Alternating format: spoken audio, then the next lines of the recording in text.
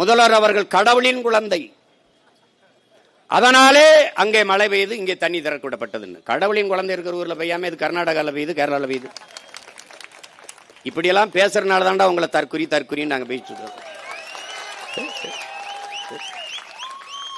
ஏதோ நாங்க ஏதோ தற்குறின்னு சும்மா போற போக்குள்ள சொல்லல, ஆய்ந்து உணர்ந்து அறிந்து தெளிந்து தெரிவிக்கிறோம். ஒரு மீன்வளத்துறை அமைச்சர் ஸ்ரீநாத் அவர்களிடத்துல தூத்துக்குடியில துறைமுகத்து விரிவாக்கத்தை பத்தி பேசுறாங்களே, விரிவாக்கம் செய்ய போறீங்களா, உங்க கருத்து என்னன்னு? நான் திருச்செந்தூர் இருக்கேன், அந்த கேள்வியை தூத்துக்குடியில வந்து கேளுங்கிறப்பல. தூத்துக்குடியில, திருச்செந்தூரே தூத்துக்குடி மாவட்டம் தான் இருக்குது. நீ தமிழ்நாட்டுக்கே மீன்வளத்துறை அமைச்சரா இல்ல தூத்துக்குடிக்கு மட்டும் மீன்வளத்துறை அமைச்சரா? இப்படி பேசுவதாலே தான் நீங்கள் தற்குறி. புரியுதா? நிதி அமைச்சர் நிதிநிலை அறிக்கை படிக்கிறாரு. 7500 7550 அது தெரியல. அது 7500 7050 சொல்ல வரல அவருக்கு. 7000 5000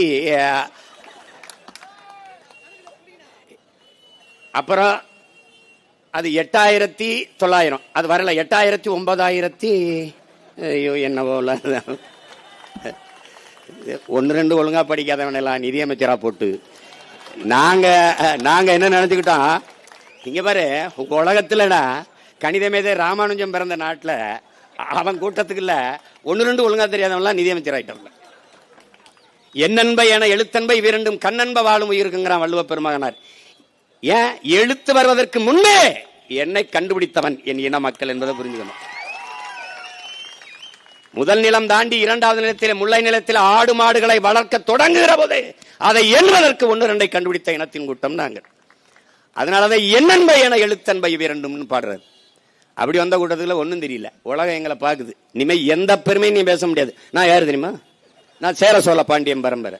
நான் யாரு தெரியுமா? புலித்தேவன் வாரிசு. நான் தீரன் சின்ன மேல பேர. டே போடாங்கிட்டு போட கேவலப்படுத்திடுவான். கம்பன் இளங்கோ போப்பா அப்படின்றான். ஒரு பெருமையும் உனக்கு கிடையாது. இந்த சூழலில்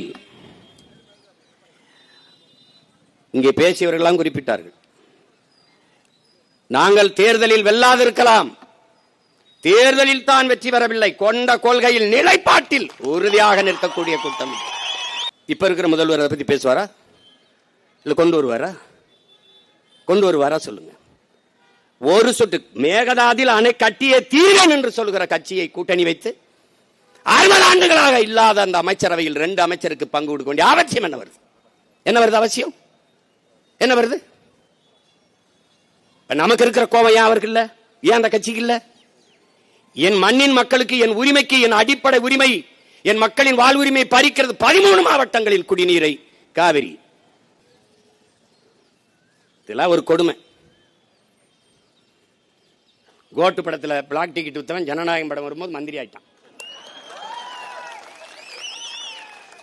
நாங்கெல்லாம் தயாரிக்கப்பட்டவர்கள், வளர்ந்தவர்கள். 5 வயது 6 வயதில் இருந்தே படிப்பிக்கப்பட்டு போராட்டங்கள் நடக்கிற இடத்துல விரல பிடிச்சி கூட்டி கொண்டு நிறுத்தி அப்படியே கொடியை வச்சுக்கிட்டு நின்று போராடி வளர்த்து படிப்பிச்ச பேராசிரியர் ஆசிரியர்லாம் படிப்பிச்சு மார்க்ஸ் இந்தா இருக்கு, லெலின் இந்தா இருக்கு, ஏங்கல்ஸ் இங்க இருக்கு, இங்கர்சால் இங்க இருக்காரு, புத்தன் இங்க இருக்கான், பூலே இங்க இருக்கான், அம்பேத்கர், அரிஸ்டாட்டில், எல்லாத்தையும் சாக்ரட்டிஸ் எல்லாத்தையும் படி, இந்தா இருக்கான் பிடல், இந்தா இருக்கான் சேகுவேரா, எல்லாத்தையும் படிச்சு கம்பன், இளங்கோ, கபிலன், வள்ளுவன், அவன் இவன் எல்லாத்தையும் வாதிச்சு உலக வரலாறு, இலக்கியம், பொருளாதாரம் என்ன, சூழியல் என்ன, உளவாண்மை என்ன, நீர் மேலாண்மை என்ன, எல்லாவற்றையும் கற்பித்து வளர்த்தார்கள் எங்களவர்கள்.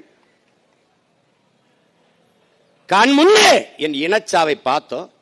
ரத்த சகதிக்குள் ஒப்பாரியிலும் ஓலத்திலும் கருக்கொண்டு ஓடி வந்தோம். கதர்னோம், நின்னோம், எல்லாவற்றையும் அர்ப்பணிச்சு 260 வழக்கு என் மேல. 260 வழக்கு. என்ன சொத்து குவிப்பா இல்ல என்ன இது? எதுல கொலையா கொள்ளையா என்ன இருக்கு? இதே மாதிரி போராடினதான்.